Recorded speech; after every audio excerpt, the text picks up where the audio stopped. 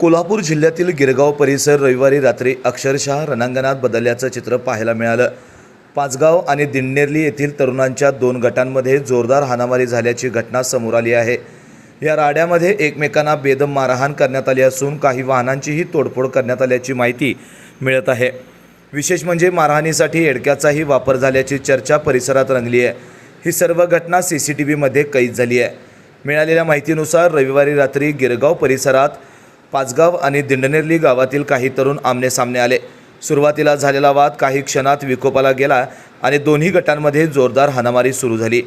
या घटनेत एकमेकांना लाथाबुक्क्यांनी आणि काठ्यांसह मारहाण करण्यात आली।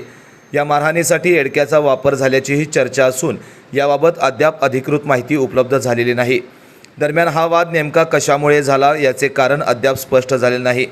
घटनेनंतर परिसरात काही काळ तणावाचे वातावरण निर्माण झाले होते। या प्रकरणी तक्रार दाखल झालेली नसल्यामुळे अद्याप गुन्हा दाखल करण्यात आलेला नसल्याची माहिती पोलिसांकडून मिळत आहे। आविष्कार इन्फ्रा तुम्हाला देत आहे विविध लोकेशन्सवर NA प्लॉट्स आणि प्राइम फ्लॅट्सचे प्रोजेक्ट्स।